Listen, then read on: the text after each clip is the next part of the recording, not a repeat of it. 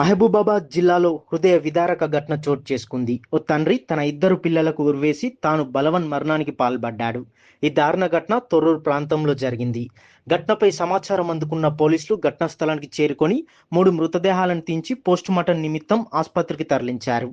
పోలీసుల వివరాల ప్రకారం తొర్రూరు మండలం అమ్మాపురం గ్రామానికి చెందిన కిన్నెర గుంషావలి అనే వ్యక్తికి ఇదే గ్రామానికి చెందిన ఓ యువతితో 9 సంవత్సరాల క్రితం వివాహం జరిగింది. ఈ దంపతులకు విలాస్, వికేష్ ఇద్దరు కుమారులు ఉన్నారు. గత కొంతకాలంగా గుంషావలి మద్యానికి బానిస అవ్వడంతో తరచుగా ఇంట్లో గొడవలు జరుగుతుండేవి.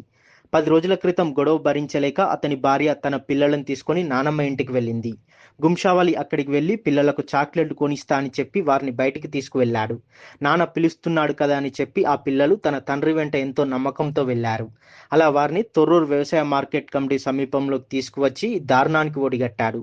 క్షణికావేశానికి గురైన గుంషావలి ముందుగా తన ఇద్దరు కుమారులు విలాస్, వికేష్లకు ఉరివేసి అతి కిరాతకంగా చంపాడు. ఆ తర్వాత తాను ఉరివేసుకుని ఆత్మహత్యకు పాల్పడ్డాడు. అటుగా వెళ్లేవారు చెట్టుకు వేలాడుతున్న మృతదేహాలను చూసి పోలీసులకు సమాచారం అందించారు. ఈ హృదయ విదారక ఘటన అందరినీ కలిచివేసింది. ఈ ఘటనతో అమ్మాపురం గ్రామంలో విషాద ఛాయలు అలుముకున్నాయి. తొర్రూరు పట్నం అవుట్కట్స్ లోపల ఒక మగ వ్యక్తి, ఇద్దరు అబ్బాయిలు చెట్టుకి ఊరేసుకొని చనిపోయారని సమాచారం వస్తే అక్కడికి వెళ్లి ఈ 3 డెడ్ బాడీలు తీసి మార్చరీకి తరలించడం జరిగింది. ఇప్పటి వరకు ప్రాథమిక సమాచారం ప్రకారంగా చనిపోయిన మగ వ్యక్తి కిన్నెర గుంషావలి, 30 సంవత్సరాల బుడిగజంగాల కమ్యూనిటీకి చెందిన వ్యక్తి, అమ్మాపురం గ్రామ నివాసి అని తెలిసింది.